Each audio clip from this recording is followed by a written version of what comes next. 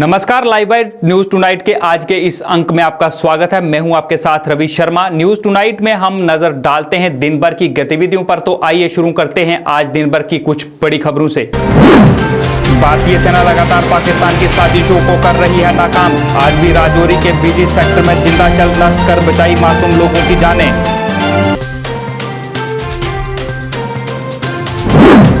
लद्दाख में चल रहे भारत चाइना विवाद को बीजेपी ने बताया सोची समझी साजिश। कहा भारत हर साजिश का जवाब देने को है तैयार।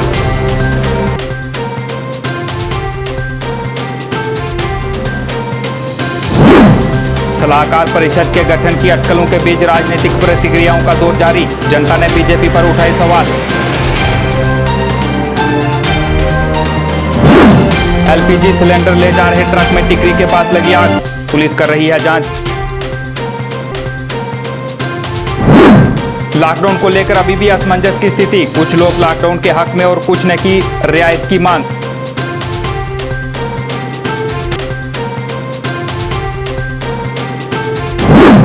अब समाचार विस्तार से।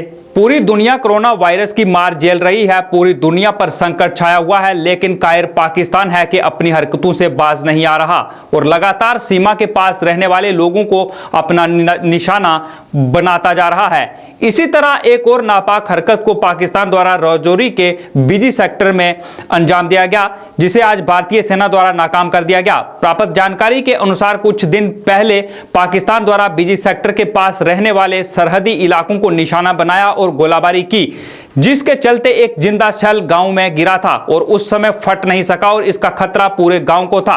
तभी इस गांव के लोगों ने भारतीय सेना को संपर्क किया और भारतीय सेना ने आज अपनी जान पर खेलकर इस जिंदा शव को डिफ्यूज किया और कई लोगों की कीमती जानों को बचाया। आपको बता दें, लगभग 4 से 5 घंटे तक भारतीय सेना के बम निरोधक दस्ते ने कड़ी मेहनत कर तेज धूप में 10 फुट गड्ढा खोदकर पाकिस्तान द्वारा दागे गए 120 mm के मोर्टार को ढूंढ निकाला और इसे नष्ट किया।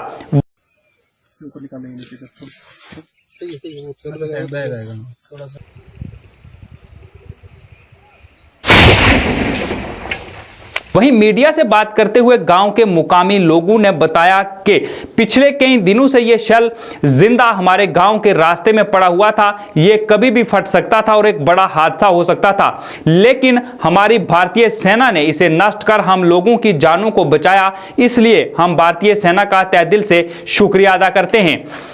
वहीं कल भी सुरक्षा बलों की सूझबूझ और सतर्कता से कश्मीर के अवीगुंड इलाके में एक बड़ा हादसा होने से रोका गया था, जिसमें एक कार से 40 से 45 किलोग्राम आईडी बरामद कर उसे पूरी एहतियात के साथ डिफ्यूज किया गया था। कि इत्थे जो भी मेहरबानी है इंडियन आर्मी नहीं है साढ़े नाल।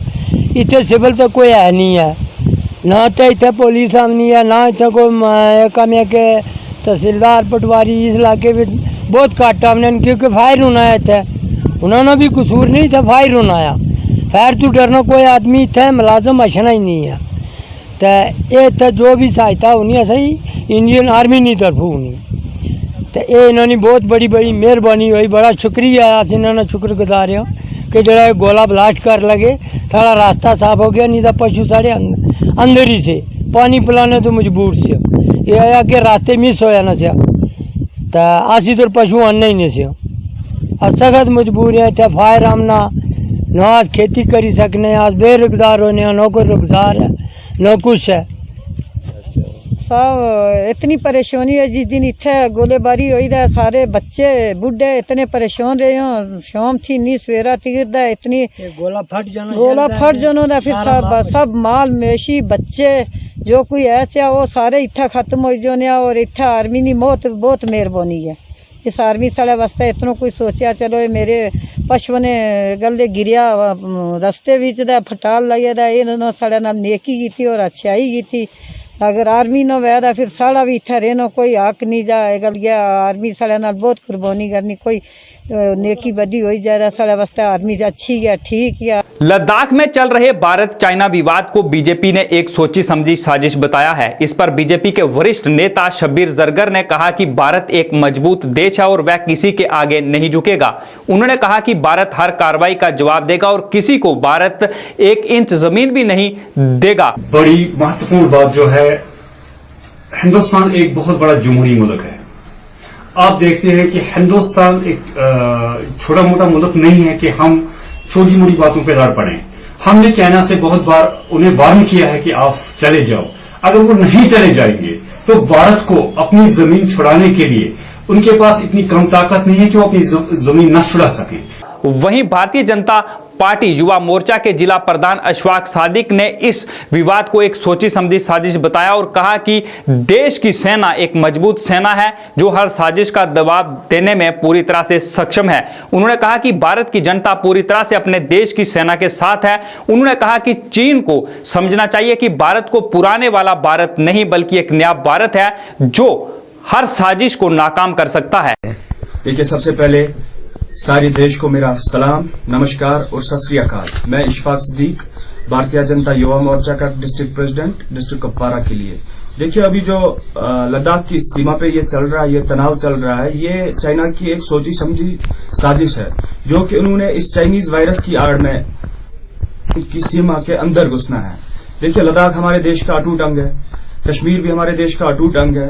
क्या लद्दाख उनके बाप की जमीन नहीं है? ना ही कश्मीर उनके बाप की जमीन है। जो कोई भी क्लेम कर रहा है कि लद्दाख हमारा हिस्सा है, कश्मीर हमारा हिस्सा है, कश्मीर कश्मीरियों का है और कश्मीरी हिंदुस्तान के है। देखिए, अभी जो ये चल रहा है, जो हमारी सेना वहां पे एक चट्टान की तरह बैठी हुई है। हमारी सेना कमजोर सेना नहीं है, हमारी सेना दुनिया की बेहतरीन सेनाओं में से एक है और हमारी सेना के साथ हमारे मुल्क की 130 करोड़ की जनता बिल्कुल हमारी अपनी सेना के साथ शामिल है। और अगर हमारी सेना को चाइना को सिर्फ चाइना समझ रही है कि बस हमारे मुल्क की जो 13-14 लाख जो हमारी आर्मी है, बस ये इतनी ही नहीं है, इनको इतने लोगों के साथ नहीं लड़ना है, बल्कि हमारे देश की सारी जनता जो कि 130 करोड़ है, वो बिल्कुल अपनी सेना के साथ शाना बशाना खड़ा है। सलाहकार परिषद के गठन की अटकलों के साथ ही इस पर अब अलग अलग पार्टियों की प्रतिक्रिया भी सामने आने लगी है। इस पर बीजेपी नेता व पूर्व एमएलसी विबोध गुप्ता ने इस खबर को सिरे से नकारते हुए कहा, ये केवल एक अफवाह है। जम्मू कश्मीर के बेरोजगार पॉलिटिकल पार्टीज के लोग, चाहे उस पैंथर के हैं चाहे कांग्रेस के हैं, आज उनके पास स्वाय अफवाह फैलाने के कोई काम नहीं है। कोई सलाहकार समिति नहीं बनने वाली है, कोई अल्ताफ बुखारी उसके चेयरमैन नहीं बनने वाले हैं। यहाँ डिलिमिटेशन कमीशन बना है, डिलिमिटेशन पूरी होने के बाद यहाँ पर चुनाव होंगे और चुनावों के बाद भारतीय जनता पार्टी की सरकार बनेगी, ये तय है। मैं सिरे से जो इन अफवाहों को नकारता हूं और मीडिया पर्सन के साथ और सोशल मीडिया के अंदर जो लोग इस किस्म की अफवाह फैला रहे हैं, मैं उनसे कहना चाहूंगा कि इन अफवाहों से जिनका कोई पैर नहीं है उनको उनसे दूर है। वहीं पैंथर्स पार्टी के नेता ने भी इसे केवल एक अफवाह ही करार दिया। मैं खुद ही शब्द इस्तेमाल किया, अफवाह, र्यूमर। तो ये र्यूमर है, ये जब से हम होश में आए हैं, राजनीति में आए हैं, ये र्यूमर चलते रहेंगे।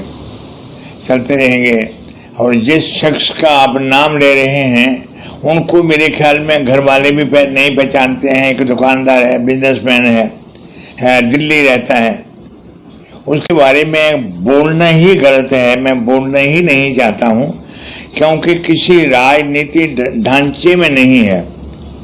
किसी पॉलिटिशियन सियासतदान की आप बात करें तो मैं बिल्कुल कमेंट करना चाहूँगा, लेकिन ये दिल्ली से अफवाहें जो हैं, र्यूमर्स जो हैं फैलाए जाते हैं और आज से नहीं, हम बचपन से सुनते रहे हैं ऐसी अफवाहें। उधर आम जनता ने भी इस पर अपनी प्रतिक्रिया देते हुए बीजेपी पर सवाल उठाई। आशुतोष खन्ना, और ये स्टेट एडवाइजरी काउंसिल है जो इसको लेकर जो है अभी तक तो कुछ क्लियर नहीं हो पाया है, र्यूमर मॉन्गरिंग है। और जिस तरीके से कल हमने जो भारतीय जनता पार्टी के केंद्र शासित प्रदेश के अध्यक्ष हैं रविंद्र रैना जी को भी सुना, तो भाजपा ने जब इलेक्शन लड़ा था तो उनके इलेक्शन मैनिफेस्टो में ये था कि abrogation of article 370, Jammu Kashmir की मैं बात करूंगा, तो वो तो एब्रोगेट उन्होंने किया। और मेन जो पॉइंट्स थे उसमें कि जम्मू के साथ जो डिस्क्रिमिनेशन पिछले 70 साल से होती आई है उसको दूर करना था। लेकिन अब जो स्टेट एडवाइजरी काउंसिल जो है, जिस तरीके से इसके जो र्यूमर स्प्रेड हो रहे हैं और एक तरीके का जो व्हाट्सएप पे एक चेन भी चल रहा है जिसमें अल्ताफ बुखारी को जो है वो स्टेट एडवाइजरी काउंसिल का चेयरमैन बताया जा रहा है और कविंदर गुप्ता जी को डिप्टी काउंसिल, तो ये कहीं ना कहीं ये दुर्भाग्यपूर्ण है। अगर आप भारतीय जनता पार्टी की ही बात करें तो मैं ये कहूँगा कि भारतीय जनता पार्टी लोगों के जज्बातों से खेलने में माहिर है। ना खाली इस काउंसिल की बात, हालांकि अब फिलहाल तो लोग ये मान के बैठे थे कि शायद पहली बार उन्हें कोई हिंदू सीएम जे.एंड.के में देखने को मिलेगा। लेकिन अब जिस तरह की चीज़ें सामने आ रही हैं कि दोबारा से अल्ताफ बुखारी साहब जो हैं वो जम्मू कश्मीर की एक बार अध्यक्षता करेंगे और जितनी भी काउंसिल होगी वो उनके नीचे होगी, तो जाहिर सी बात है जो लोग एक हिंदू सीएम का सपना लेकर आए थे, जो भाजपा ने दिखाया था, वो तो टूटता हुआ नजर आ रहा है। आज करीब 3 बजे काली माता मंदिर टिकरी के पास एक एलपीजी गैस सिलेंडर से भरी हुई गाड़ी को आग लग गई, जिसमें लगभग 300 के करीब सिलेंडर भरे थे। आग लगने के बाद फायर ब्रिगेड मौके पर पहुंची और आग पर काबू कर लिया गया। जानकारी के मुताबिक घटना में कोई भी नुकसान नहीं हुआ है। गाड़ी में भरे लगभग 15 सिलेंडर ब्लास्ट हुए, उसके बाद आग को काबू कर दिया गया।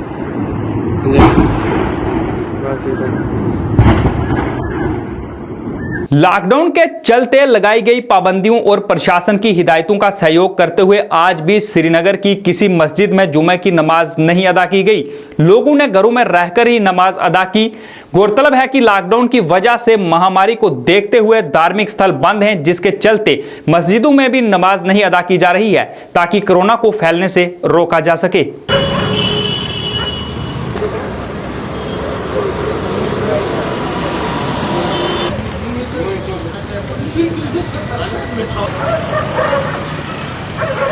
सामाजिक कार्यकर्ता अमन शर्मा द्वारा आज गोल मार्केट उधमपुर में इंटरनेट और डोमेसाइल को लेकर थाली बजाकर प्रदर्शन किया गया।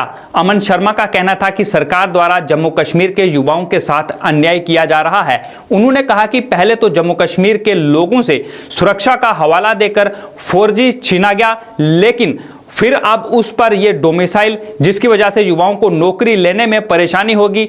उन्होंने सरकार द्वारा युवाओं के लिए अपनाए जा रहे रवैये की निंदा की और इंसाफ की मांग की। तो सरकार काम कर रही है, जो हमारे सेंटर के अंदर सरकार काम कर रही है, उसके अगेंस्ट की मैंने ये आज विरोध प्रदर्शन किया है।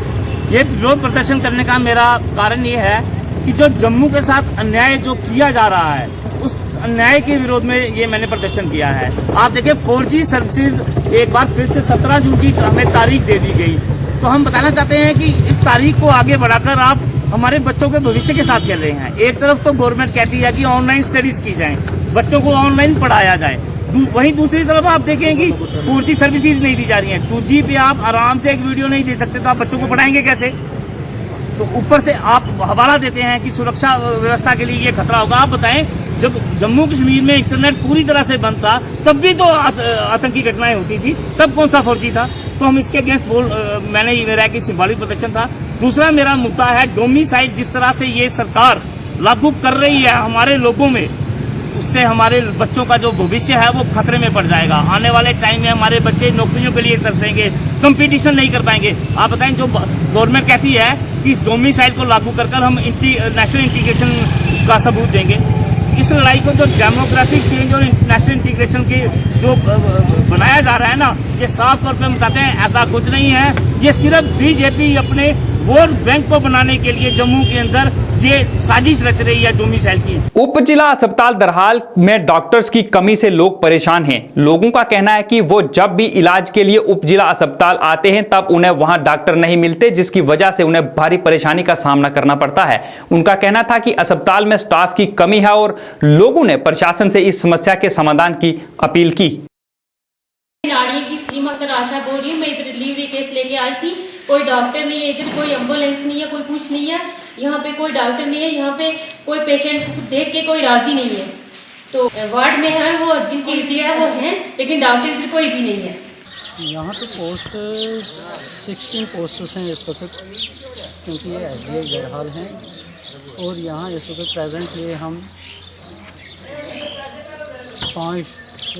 3 डॉक्टर्स हैं, 2 RBS के तहत हैं, एक डेंटल सर्जन है। TC बारामूला GN इत्तू की अध्यक्षता में एक बैठक का आयोजन किया गया, जिसमें लोकस्ट अटैक को लेकर कैसे बचाव किया जाए और इसको लेकर क्या क्या कदम उठाने चाहिए, इस पर चर्चा की गई ताकि इससे कोई नुकसान ना हो सके। इस बैठक में कृषि विभाग, बागवानी विभाग सहित कई और अन्य विभागों के अधिकारी भी मौजूद थे। DC बारामूला ने कहा कि फिलहाल कोई इसकी समस्या नहीं है, लेकिन इसके लिए पहले से ही बचाव के कदम उठाना जरूरी है। जो ये टेडी जैसे क्राउड सब आ जाते हैं, जो एक नई वबा जो है की फॉर्म में आ गई है, जिसे काफ़ी पूरे मुल्क में बिल्कुल नुकसान किया फसलों को, तो उस चीज़ से निपटने के लिए, अगरचे अभी हमारे यहाँ कश्मीर वैली में कोई ऐसी प्रॉब्लम नहीं है, न यहाँ अभी आए हैं, लेकिन हमने पहले ही प्लान किया है कि इस चीज़ को मुकाबला करने के लिए क्या तैयारी करनी है। आज हमने जो इसके पेस्टिसाइड डीलर्स हैं या बाकी इससे जुड़े हुए लोग हैं वो हिदायत दी है कि वो आने वाले एक हफ्ते में सारी की सारी मुकम्मल तैयारी करें। लॉकडाउन 4 की अवधि समाप्त होने वाली है, पर कोरोना संक्रमण के मामलों में और इजाफा हो रहा है, जिसको लेकर लोगों में यह दुविधा है कि अब लॉकडाउन 4 के बाद लॉकडाउन 5 लगाया जाएगा या इसे खत्म कर दिया जाएगा। इस बारे में हर किसी के अलग अलग विचार हैं। इस बारे में जब हमारे संवाददाताओं ने लोगों से बात की तो देखते हैं लोगों ने क्या कहा। देखिए, जैसे भी इस वक्त तक हमें एडमिनिस्ट्रेशन ने हिदायत दी उसके मुताबिक हम पूरा चलते रहे। इस वक्त जो हमारा ये भद्रवाह है ये ग्रीन जोन में आता है। मेरी गुजारिश ये है कि इसमें जो छोटे छोटे रोड हैं वो खोले जाएं ताकि लोग जो परेशानी की हालत में हैं, जो इनको पैदल यहाँ पहुँचना पड़ता है, क्योंकि 5 बजे यहाँ दुकानें बंद हो जाती हैं। जैसे भी हमें इस वक्त हिदायत है एडमिनिस्ट्रेशन की तरफ से कि 10 बजे दुकानें खोलें और 5 बजे बंद करें, हम उसी के मुताबिक चल रहे हैं। अगर ये ग्रीन जोन में है, इसमें मेरी सिर्फ यही गुजारिश है कि लोगों से भी गुजारिश है कि वो लोग लॉकडाउन का एहतराम करें जो भी इस वक्त तक चल रहा है। आगे नहीं रखना चाहिए यहाँ पे लॉकडाउन, क्योंकि अब यहाँ ज़रूरत नहीं है। यहाँ पे इस वक्त जो मेरी तहसील भद्रवाह है, अल्हम्दुलिल्लाह इस वक्त तक यहाँ पे कोई केस ना निकला और इस वक्त तक यहाँ के हालात जो है पुरअमन तरीके से चल रहे हैं और लोग भी पूरा एडमिनिस्ट्रेशन को ताउन दे रहे हैं। परेशानी बहुत ज़्यादा है। हम ये हुकूमत से ये हम ज़रूर कहना चाहते हैं कि जो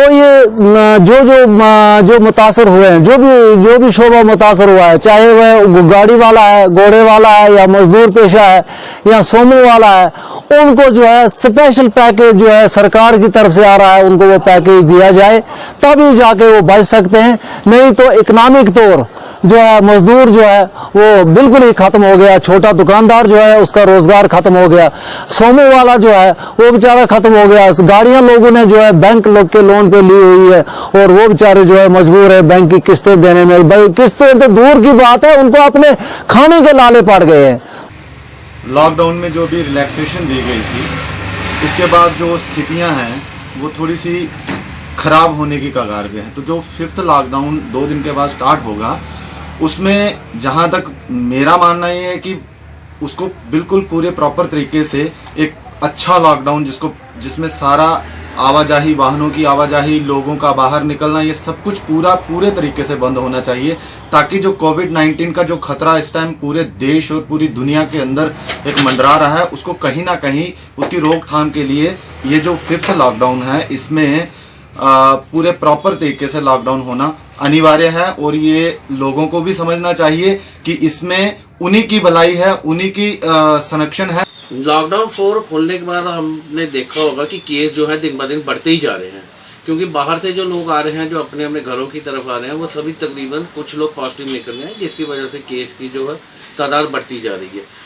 और हम चाहते हैं लॉकडाउन 5 जो है, जैसे कल आपने देखा होगा कि हमारे गृह मंत्री श्री अमित शाह जी ने जो मीटिंग की है मुख्यमंत्रियों के साथ सारी स्टेट की, अच्छी बात है। हम ये कहते हैं कि जो स्टेट एडमिनिस्ट्रेशन है उसको कम से कम व्यापारी संगठनों को बिठाकर एक बार करना चाहिए कि लॉकडाउन 5 अगर बढ़ता है तो उसमें क्या चीज़ें होनी चाहिए और क्या नहीं होनी चाहिए। जैसे आप देख रहे हैं कि आज 63 दिन हो गए हैं पब्लिक ट्रांसपोर्ट बंद किए, यहाँ पे बाजार एकदम खोल दिए गए, जिसकी वजह से रश पड़ गया है। और लड़के आते हैं गाड़ियाँ लेके, स्कूटर लेके, पैदल वो मेटाडोर तो चल नहीं रही है। हम ये चाहते हैं कि एडमिनिस्ट्रेशन को बैठ के एक व्यापारी संगठनों के साथ एक मीटिंग करने के बाद स्टेट को अपना डिसीजन देना चाहिए। बड़गाम के पादशाह तार जाबाद में चडूरा के जंगलों में एक तस्कर को गिरफ्तार किया गया और उससे लकड़ी और 6 घोड़े भी बरामद किए गए। इस सफलता पर यह कार्रवाई करने वाले कर्मचारियों को सम्मानित भी किया गया।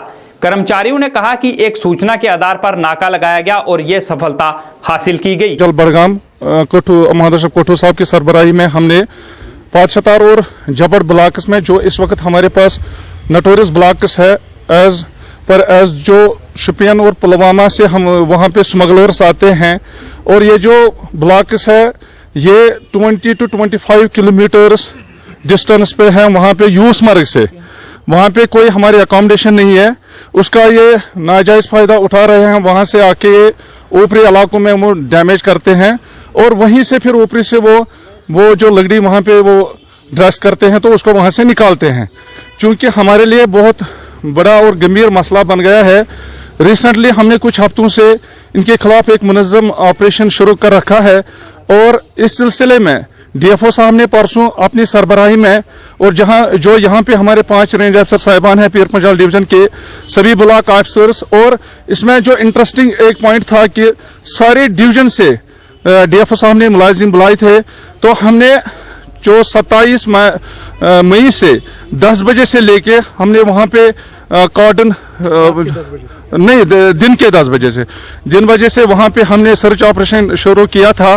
तो इसी सिलसिले में हमें वहां पे जो हमारे सोर्सेस होते हैं उनसे हमें रिलायबल इंफॉर्मेशन मिल गई कि वहां से गोड़ वालों ने एंटर किया है हमारे जो फॉरेस्ट है जबड़ और वो 75 ब्लॉक्स में। तो हमने जो हमारी कार्रवाई थी उसको जारी रखते हुए कल के डेट में वहां पे एक उनके खिलाफ जबरदस्त नाका डाला। तो उस नाके में जहां पे वहां पे वो 12 घोड़े थे, तो पहले अटेम्प्ट में हमने वहां पे 4 घोड़े जब्त किए। एक जो स्मगलर था उसको हमने वहां पे कैच किया, उसको अप्रहेंड किया और उसको हमने अभी वो पुलिस स्टेशन चाडरा में उनके सुपुर्द कर दिया है।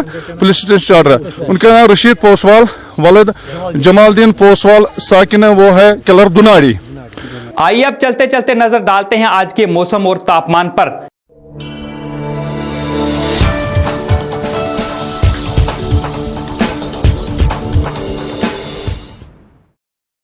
जम्मू में आज अधिकतम तापमान 33 डिग्री सेल्सियस रहा और न्यूनतम तापमान 23 डिग्री दर्ज किया गया। वहीं कश्मीर की बात करें तो कश्मीर में आज का अधिकतम तापमान 21 डिग्री सेल्सियस रहा, जबकि न्यूनतम तापमान 13 डिग्री सेल्सियस दर्ज किया गया। मौसम विभाग के अनुसार आने वाले 24 घंटे में जम्मू कश्मीर में धूप के साथ हल्के बादल छाए रहेंगे। लाइव वायर न्यूज टुनाइट के आज के इस अंक में फिलहाल इतना ही। इसी के साथ मुझे दीजिए इजाजत। पर जाते जाते अगर आपकी कोई भी समस्या है, आप उस समस्या पर से परेशान हैं और आप अपनी आवाज प्रशासन तक पहुंचाना चाहते हैं तो आप लाइव वायर से संपर्क कर सकते हैं। हम आपकी समस्या को हल करवाने की पूरी कोशिश करेंगे। नमस्कार।